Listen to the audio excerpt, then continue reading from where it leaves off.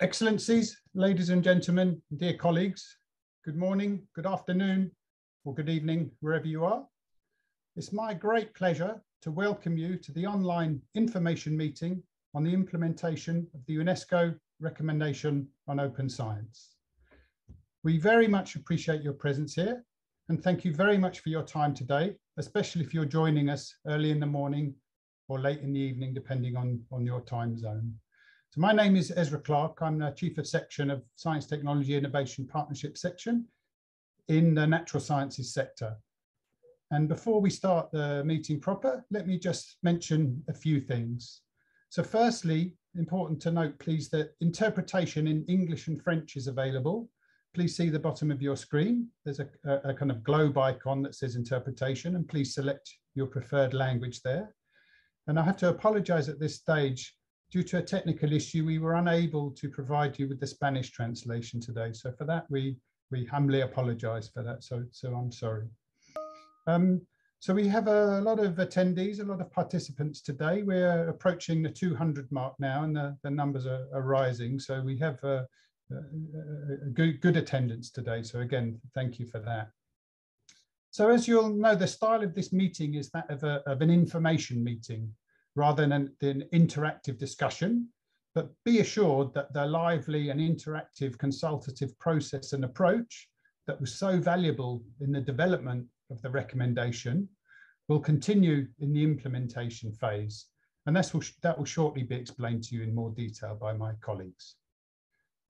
So for this reason, and for the limited time today, we ask please that you have questions, if you have comments, that you please submit those in the question and answer box, which again, you'll find at the bottom of your screen. And if you prefer, you can also submit your questions and comments by email to openscience@unesco.org, unesco.org, and we'll show you that address on the slide at the end of the event. So we'll collect the questions and comments and try to respond to them after the meeting. And as appropriate, we'll organise these, and depending on the relevance to different thematic working groups that you'll hear about shortly. So we'll have adequate time to discuss and address these issues in the relevant groups in the future. So I would also mention, just so that everyone is aware, that we're recording this meeting. So our meeting today, we have two presenters that I'm sure you'll be very familiar with. Shamila Nair-Bedouel, the Assistant Director General for Natural Sciences of UNESCO, and Anna Persic, who's a Programme Specialist in Science, Technology, Innovation Partnerships for the Natural Sciences sector. So without further ado, let me please invite our ADG, Shamila Nair-Bedouel, to take the floor and present to us an overview of the current status and recommendation on open science. ADG, you have the floor. Thank you very much, Ezra.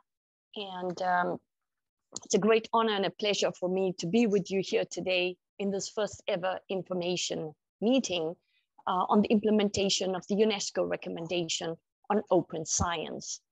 Now, before I begin, let me say that I want to say warm welcome, Excellencies, ladies and gentlemen, dear friends of open science. And I would ask my colleagues who are online to please share with you the slides. The first slide, please. Thank you. Dear participants and dear excellencies, the progress of science that we have seen in recent years especially is really essential to ensure the way to sustainable and inclusive development. De facto, science provides equal opportunities for all to contribute to and to benefit from it. It is in this context that the science stakeholders across the world have reorganized and recognized the role of science, the potential of open science especially.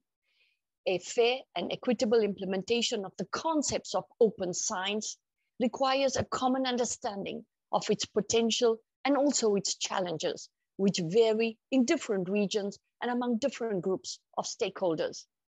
That is why UNESCO, as the United Nations specialized agency in science since 1945, was mandated to build a culture of peace, through science, and this has led this consultation process through a regionally balanced, multi-stakeholder, inclusive, and transparent process to develop the first ever global standard-setting instrument on open science. This international framework will ensure that the benefits of open science are equitable and shared among all peoples of the world. Now I'm going to ask my colleagues if they could please share with us the first slide. We do have a first slide where we want to share with you the actual power of science and how science is the engine of prosperity, from the cars and the trains that got us here today, the smartphones that we use, the energy that lights up this room, the food we eat, and the clothes we wear. All of these were developed and improved through research in science. Now, I would share with you the first set of slides for today's meeting.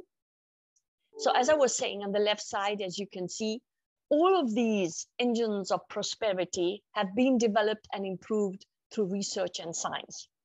Now we need more and better science today, not just for its technology, not even for leisure, not even for health or longevity, but for the hope of wisdom, of which our kind of culture must acquire for its survival, in the famous words of Louis Thomas. And science can fuel our imagination.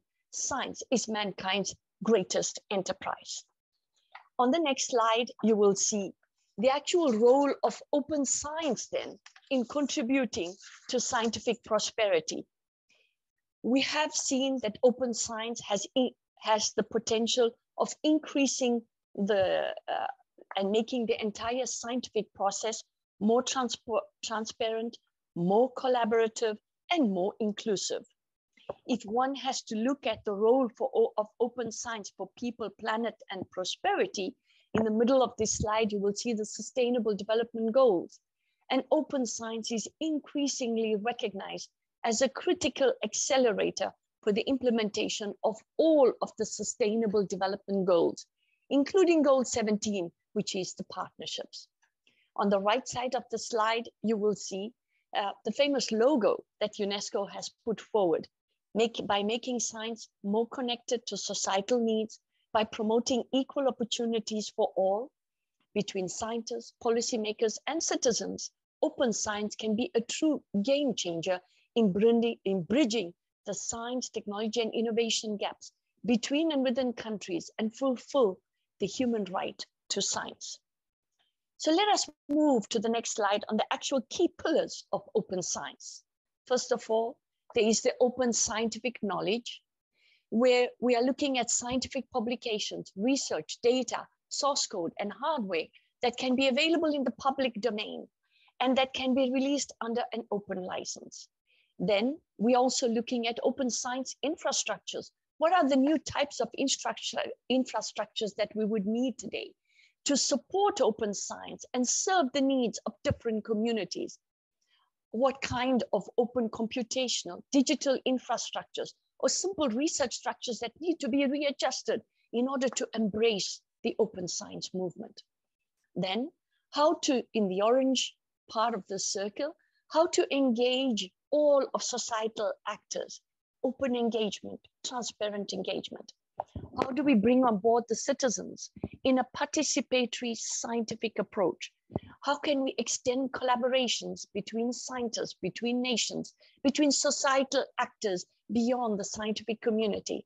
How can we open up practices and tools that are part of the research cycle by making the scientific process more inclusive and accessible to the broader inquiring society? And finally, in the blue bar, how can we open the dialogue with other knowledge systems?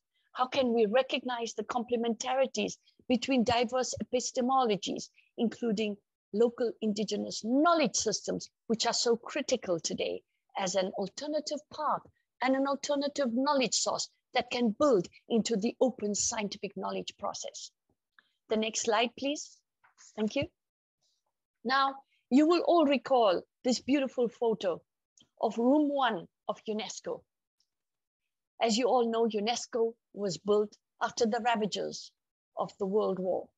and bringing together nations across the world, bringing together nations in the spirit of education, science, culture, and communication. This is an important photo showing the approval at the 40th session of the General Conference in November 2021, where all the member states of UNESCO unanimously adopted the UNESCO Recommendation on Open Science. This intergovernmental, international scientific process is unique only to UNESCO. This Open Science Recommendation was developed through a regionally balanced, multi-stakeholder, inclusive, transparent consultation process that went over 2 years and several years before that, because UNESCO is implementing the spirit of open science in all of its international intergovernmental programs, such as the Intergovernmental Hydrological Program, the International Basic Science Program, the International Program on Geosciences, but also the program on man and the biosphere, protecting our biodiversity. So you will see that because of our shared values, our principles for open science, we have undertaken this landmark UNESCO recommendation to make science more accessible, to make the scientific process more inclusive, and that the outputs of science be more readily available and relevant to all of society. Of course, I want to sincerely thank each and every one of you with us here today. All of the UNESCO science family, all our partners of the United Nations system, all our partners across the world, our national scientific bodies. And I want to sincerely thank the president of the Science Commission of the 40th General Conference, Professor Novo Antonio, who is here on this slide, who actually led this very innovative process of open science. But I also want to thank all the UNESCO field officers who have greatly contributed to making this a landmark in history for science. But I also want to say that the landmark in history for science would not be possible without all of you, our partners, our multi-stakeholder actors from across the world, our youth and our young scientists. So thank you very much for your support. Let me now go to the highlights of this recommendation. It is the first ever international normative instrument on open science. It contains the first internationally agreed definition of open science. It spells out the consensus, core values, and guiding principles of open science. It addresses multiple actors and stakeholders from across the world. It recommends actions to be taken on different levels on how to operationalize the principles of open science. It proposes innovative approaches for open science at different stages of the scientific cycle. It calls for development of a comprehensive open science monitoring framework. But above all, dear participants, excellencies, ladies and gentlemen, above all, it calls for the spirit of sharing scientific information beyond borders, beyond paywalls, beyond intellectual patterns, and to ensure that everyone can share in the advances of science, technology, and innovation, as per Article 27 on the Human Declaration on Access to Scientific Knowledge. Now, the key objectives and the key areas of action are underlined in this slide, where we call upon member states to please prioritize 7 areas in their implementation of the recommendation.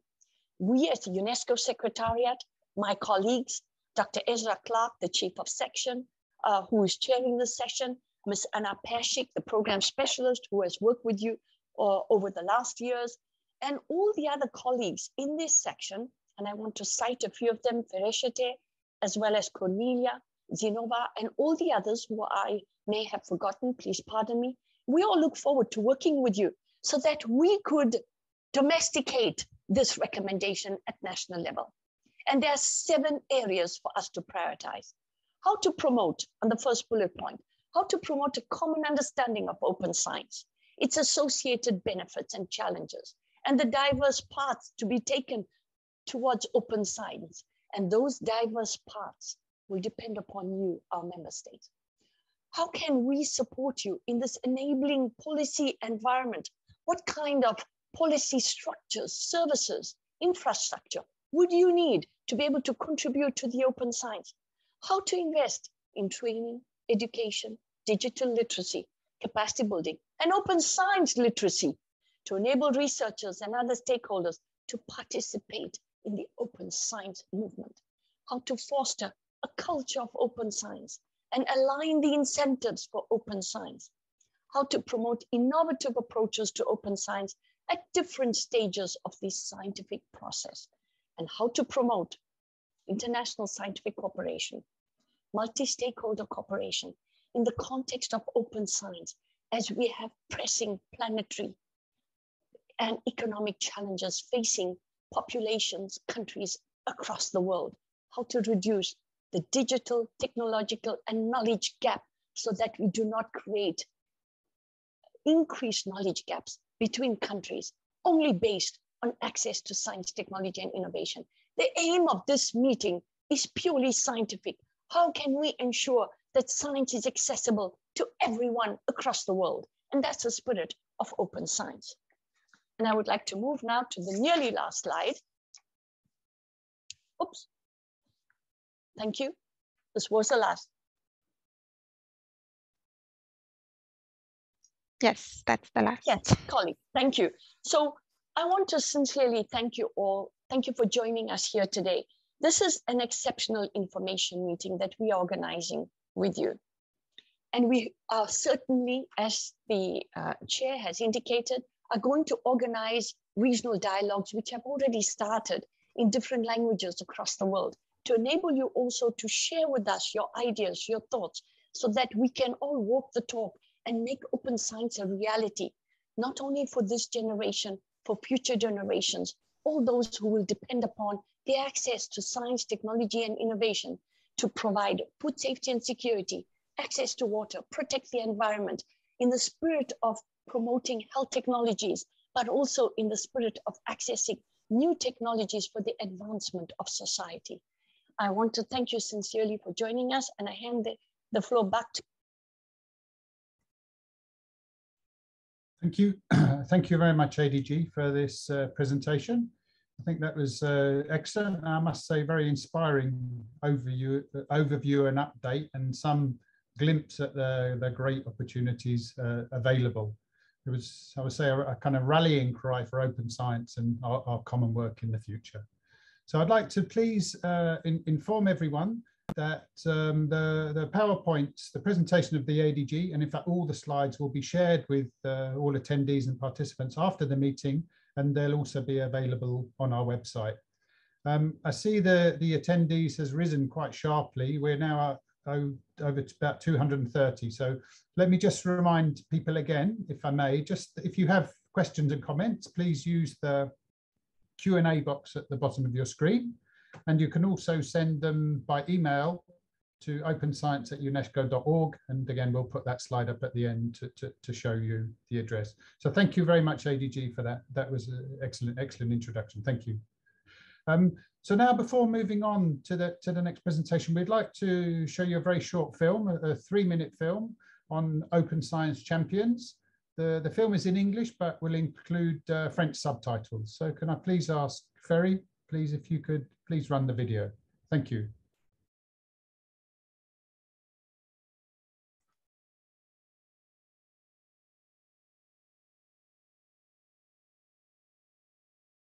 So bear with us, everyone, if the film doesn't start.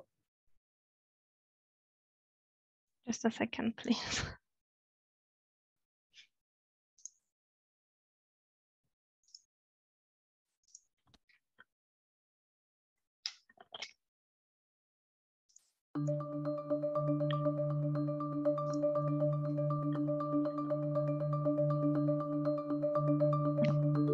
Like a million colors, because all the data that we're sharing, all the projects that we can share and we can build together will be full of different inputs coming from different parts of the world.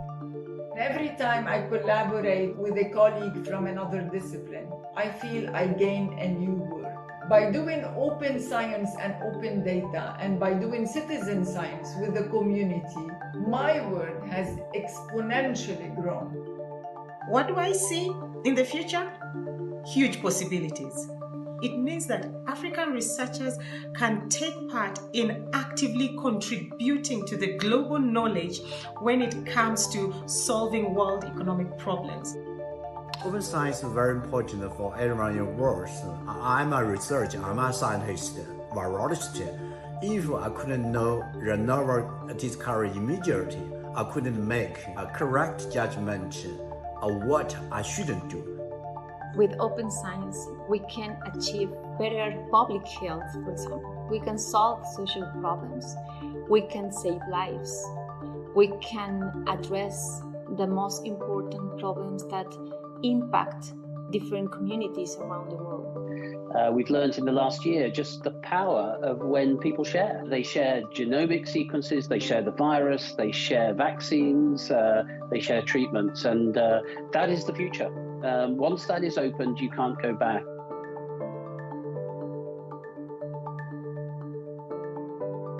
The recommendation of open science will help in building knowledge economies and human capital in the continent. With the power of the potential of openness is that we can take the science to every place, to every researcher in every country.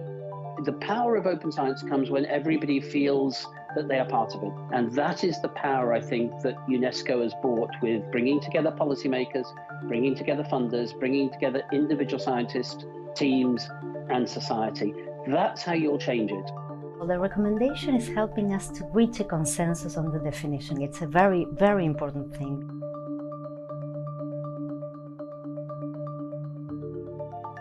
Governments need to ensure availability of internet to all. This is the minimum they can contribute to in order for us to have access to open data and open science. We must make sure that open science is well curated, that it is supported. Open science is not free science. Open science still needs to be looked after. There's still a need for an increased awareness and education on what entails open science. For all young people out there, the smartphone that you have is the best lab and data tool that you can ever own. Collect data, put it on open platforms so data is shared with everyone. Everyone, not just scientists, not just doctors and engineers, everyone should do something for open science.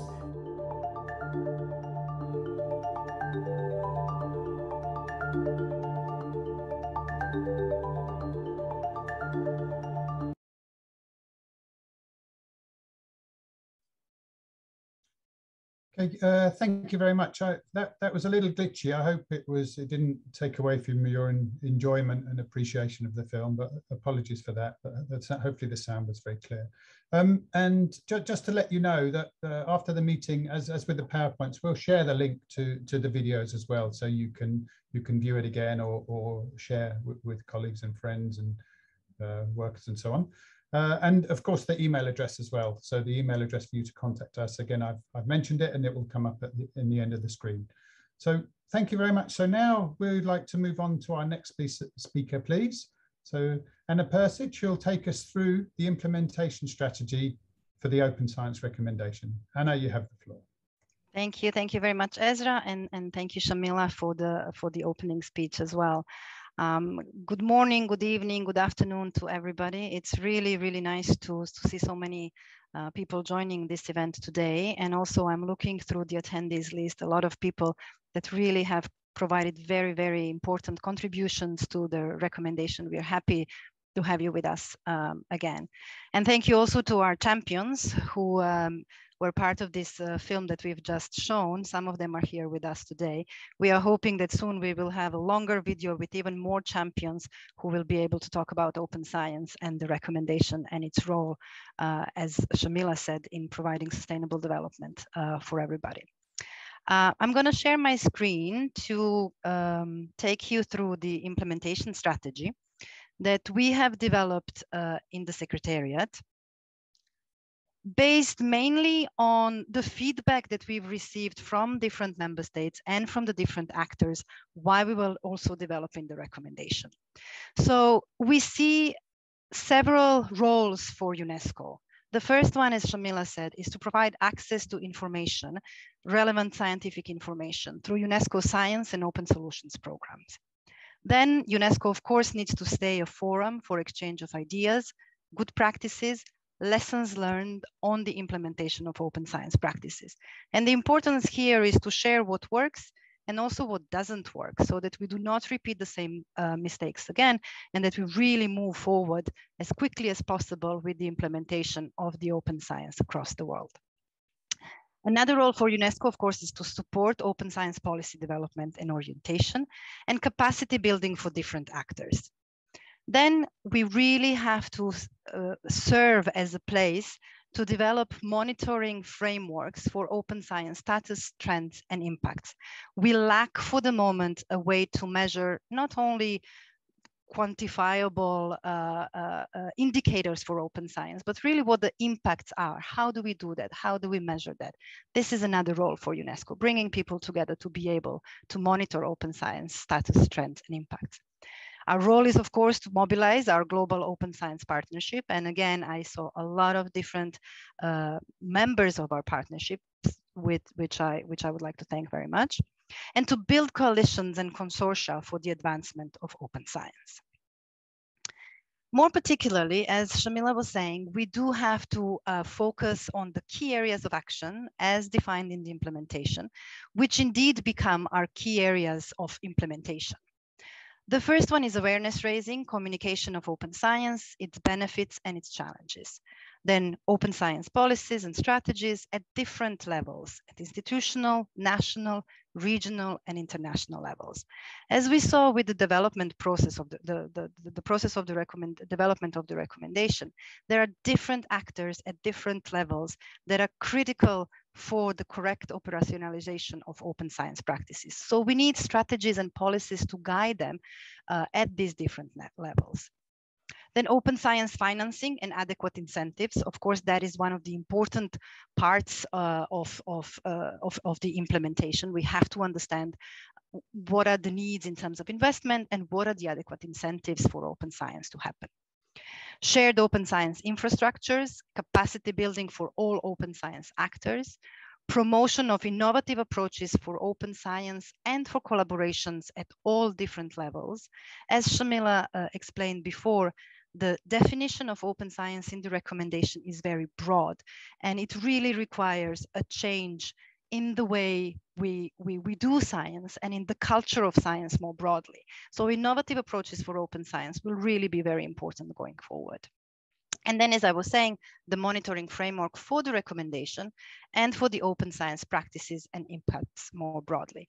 Just to remind you, of course, with the adoption of the recommendation, the member states also agreed to report back to UNESCO on the progress made with the implementation of the recommendation every 4 years. So we would like to provide a monitoring framework for the recommendation to the member states who will have to be reporting back to UNESCO.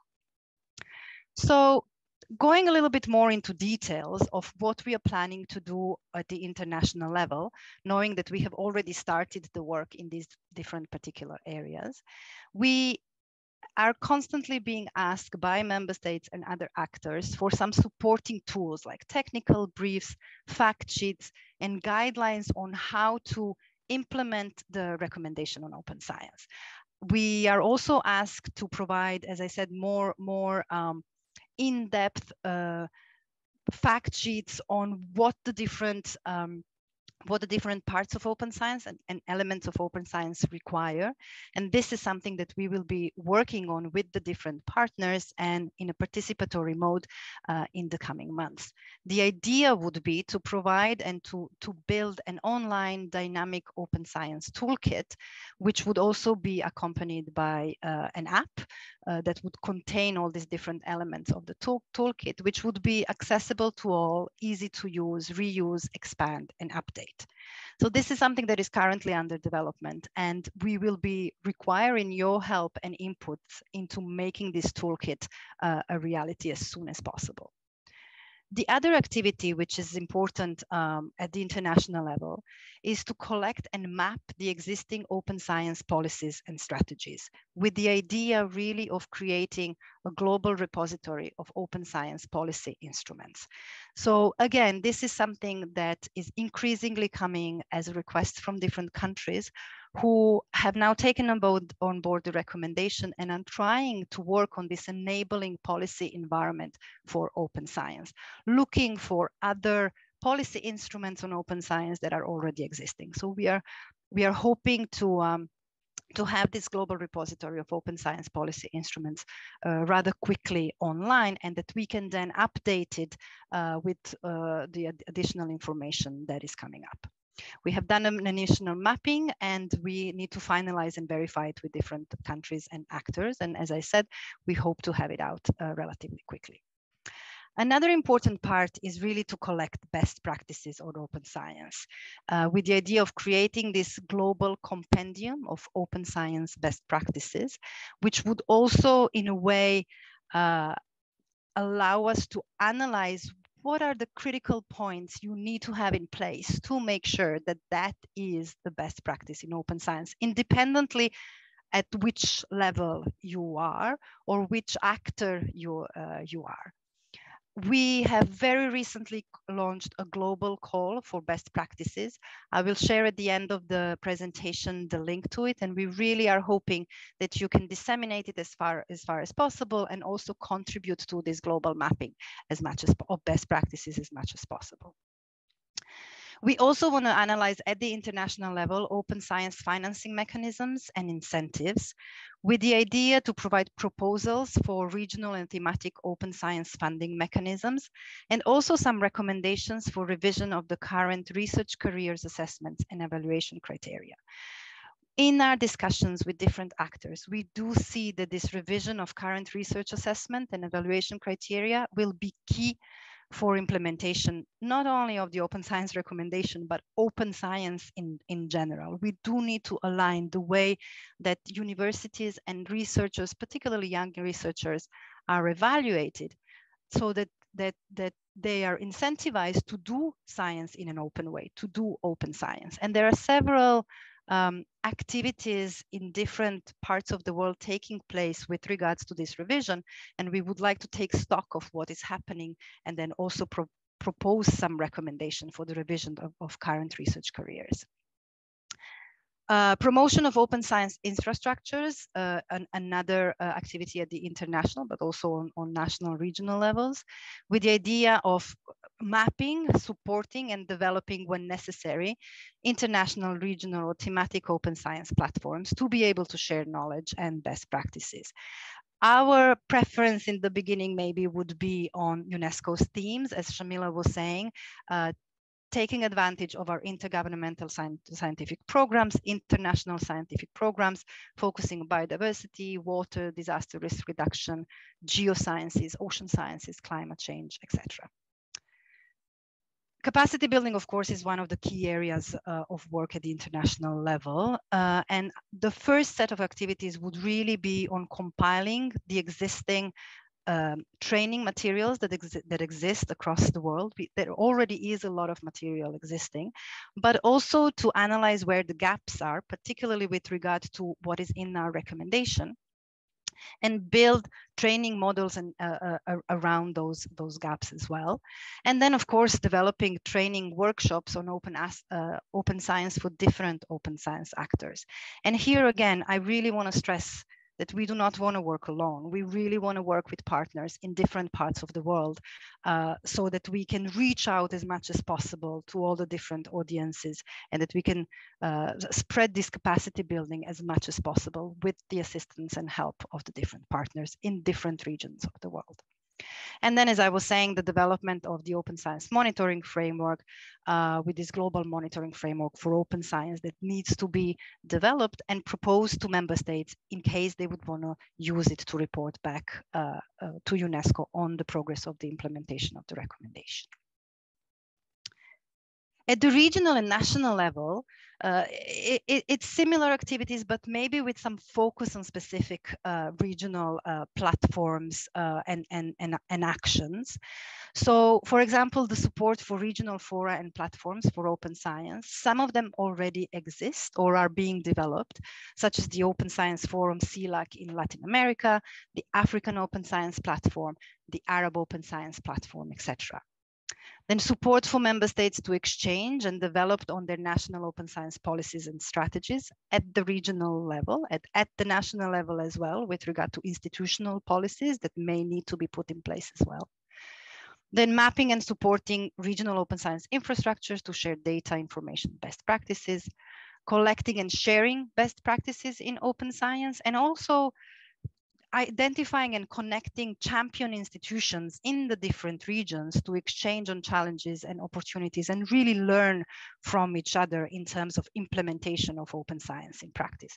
It is a new area for a lot of different institutions, so it is important that there is as much sharing as possible in the beginning, particularly because the idea would be that we really have to get the open science right. The timing is right. We really do need open science that is equitable, inclusive, transparent, collaborative, and we will have to share these best practices as much as possible among the different institutions. And then, of course, delivering capacity building trainings to different stakeholders. In terms of kind of a governance, let's say, structure for the implementation of the recommendation, the Director General will convene an open science steering committee, which will have a role of strategic guidance and oversight. We will rely and mobilize the Global Open Science Partnership, particularly for technical advice and guidance. And then we will be working through open science working groups that will provide inputs into these different deliverables that we want to develop to support the implementation of the recommendation. And of course, everything will be supported by an intersectoral task team with members of the Secretariat, of course, from the natural sciences sector, from our section, but also from other sectors, CI, education, IOC, and others. Just a few more information about the Director General's Open Science Steering Committee.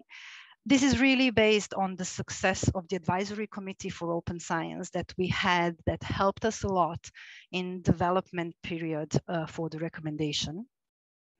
And really the idea here is for the DG to have a committee that can help her in steering the implementation of the recommendation by providing guidance and oversight of some key opportunities and challenges with the recommendation, with the implementation of the recommendation.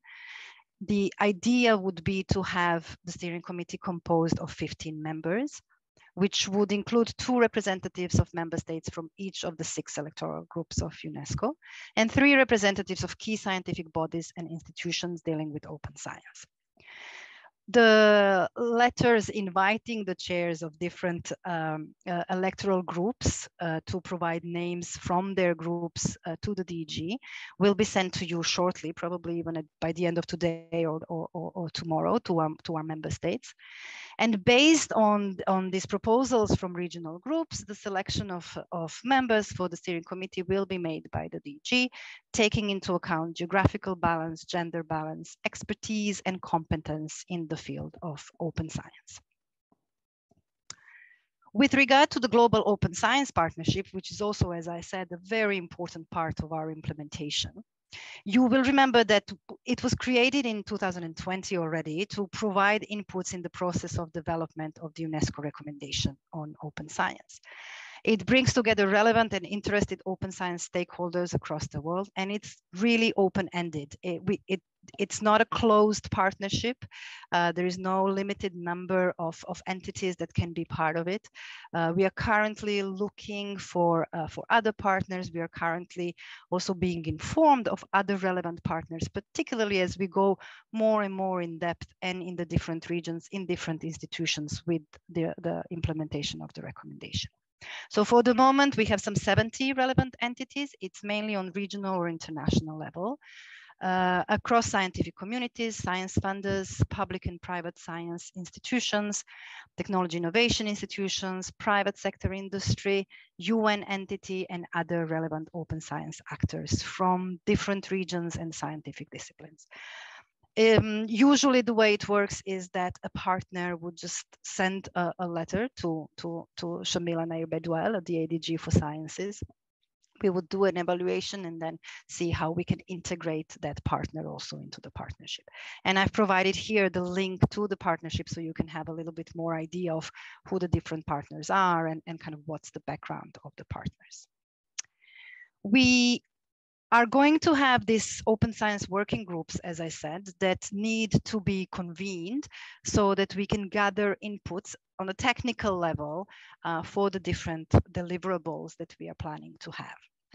We will be having a series of different meetings for the different working groups.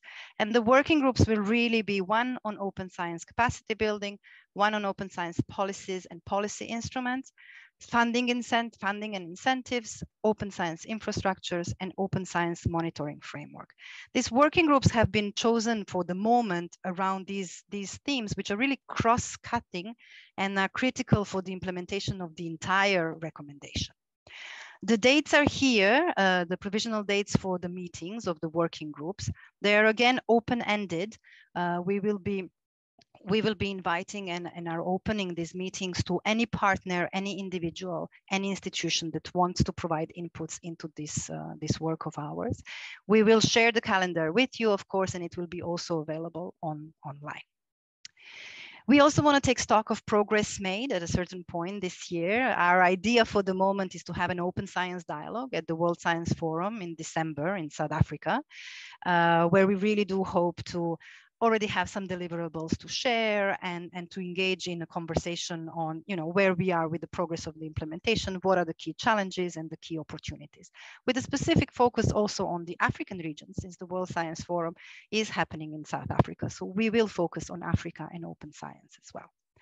And then the idea is, depending on where we are with the different deliverables, to also produce an open science outlook, really to kind of give a glimpse of where we are with open science in terms of different countries and in terms of different elements of open science as defined in the recommendation. So here is just some links to some useful information. Of course, our website, it's a new website that we had just launched recently. Most of the information is there. Of course, you can always contact us by email.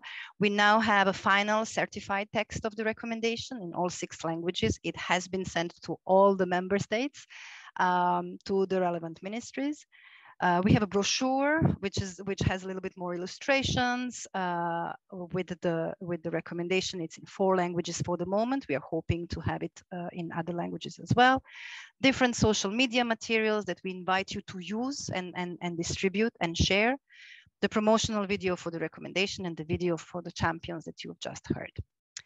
As I said, we've launched this global core for best practices, and we really do need your input and your help to disseminate it as widely as possible, so that we can see what comes in and we can see what types of best practices we have and where the gaps are for the future.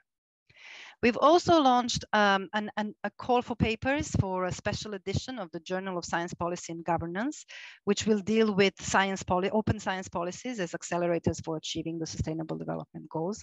And we are very happy to have done that in collaboration with the Major Group for Children and Youth and the Global Young Academy.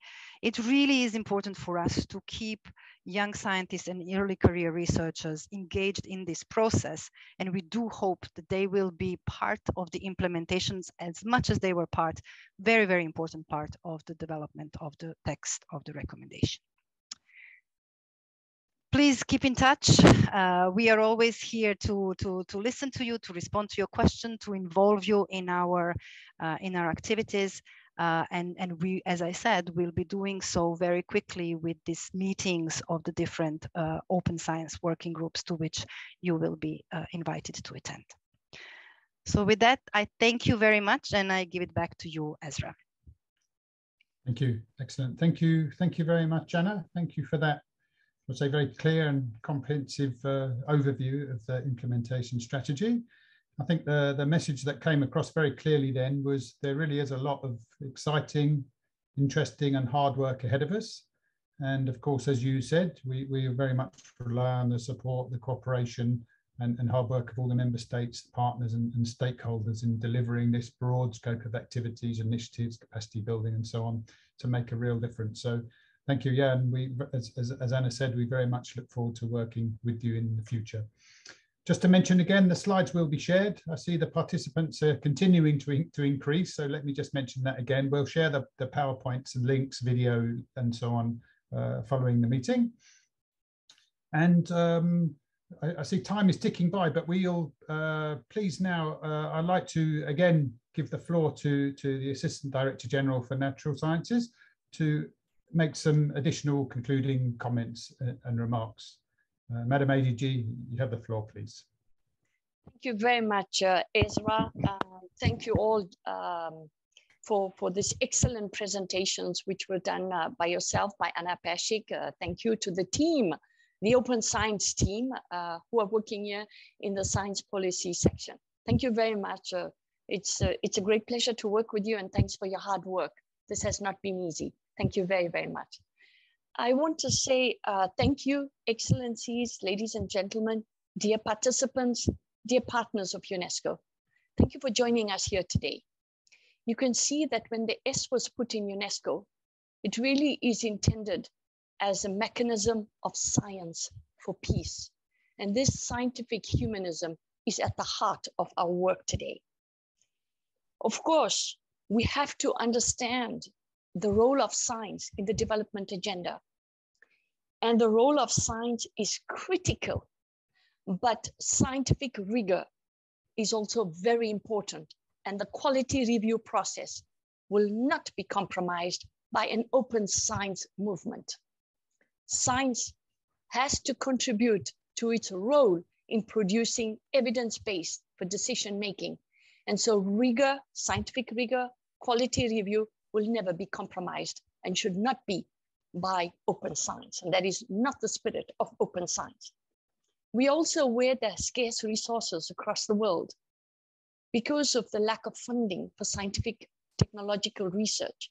Hence, the spirit of open science is to enable research, scientific results to be available so that countries could redirect their scarce resources into other areas, so that science really becomes a service for humanity. And to become a service of humanity, we must share information, knowledge, and reduce the knowledge gaps, especially right now with scarce resources assigned to scientific research. So as I mentioned, we are really promoting the science for peace and a new social contract for science, that science responds to development challenges across the world for each and every child and for the future of humanity. We want to ensure an open science process and an open science recommendation. Implementation of this recommendation must follow the process that led to drafting such a recommendation. So the implementation of this recommendation calls upon each and every one of you, excellencies, ambassadors, permanent delegates to UNESCO, all our partners across the world, stakeholders. The implementation must also be open, transparent, but also inclusive and participatory. So on behalf of the United Nations Educational, Scientific and Cultural Organization, commonly known as UNESCO, your home, I want to sincerely thank all of you. I've been following some of the questions in the chat, and rest assured that you will have time in the specific thematic working groups to be able to dialogue with the experts in the field and with our secretariat and our colleagues who will make sure to bring on board all the questions you have raised in the chat. I want to sincerely thank you once again and looking forward to working with you so we can make the open science recommendation a reality for everyone in the world. Let's reduce the knowledge gaps. We can through open science. Thank you very much, Ezra, and thank you. Thank you to all. Thank you. Thank you very much, ADG, for those words. And I just echo your comments just made then, that please feel free to send questions in the chat now, and even following the meeting, after the meeting, please send them by email. We'll put the slide up with the email address just as a reminder at the end, openscience@unesco.org. Please send them along, and as ADG just mentioned, we'll take those discussions up. We'll respond to the ones we can, and the others we'll take up in the different thematic specific working groups. So I'd like to thank you all very much for your participation and your time today. It's very much appreciated. We're up to over 230 odd participants, so that's excellent. I'd like to really conclude by saying thank you very much to the ADG. Thank you very much to Anna, to our technical support team, and to the interpreters for their work. So thank you to them, and thank you all very much. And we look very much forward to interacting with you in the very near future. Thank you, and good morning, evening, good night. Thank you. The meeting is now closed. Thank you, Ezra. Thank you to all of you. And thanks to all our technical support as well, the translators. And while we're closing the session, could we have the second video as a closing, please? Thank you. And then people can leave. Thank you very much, all of you. And thanks to each and every one of those 230 participants to be the champions of open science. We could play the video as people are leaving the meeting. Thank you. Thank you. Thank you. Go for it. To address the complex challenges of the 21st century, we need better science. We need a more transparent, accessible, and inclusive science, which builds on collaboration. We need science that is beneficial for all people in every corner of the world. In other words, we need open science. But how does open science work? With open science, scientists and engineers use open licenses to share their publications, data, educational materials, software, and even hardware more widely. They can share research infrastructure too, and make data, archives, and research equipment more accessible. Through open science, innovators, students, and other community members can collaborate with scientists on research, ranging from biology to astronomy, to bridge the gap between society and science. By opening traditional science to other knowledge systems, science can be enriched by exchanges with indigenous and marginalized groups for the benefit of all. Just imagine what we can achieve with open science. By openly sharing data, we can develop treatments and vaccines faster, as we did for COVID-19. With greater international collaboration, we can deal with biodiversity loss and climate change more effectively. Open science will help to improve the quality of research while also broadening its social impact.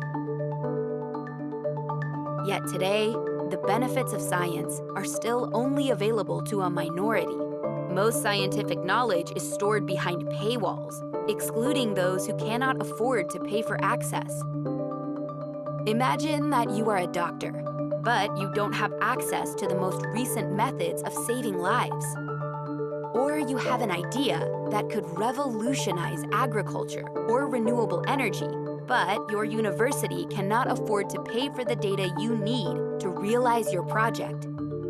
We have to change the way science works so everyone can contribute to and benefit from it.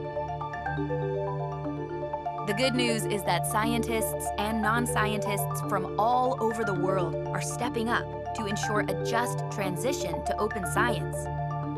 Many have joined UNESCO in developing the first international recommendation on open science. Reflecting the views of a growing and vibrant global community, the UNESCO recommendation sets global standards for making open science a reality that leaves no one behind. Now it's your turn to support the movement and make sure that science is accessible to all with benefits for all.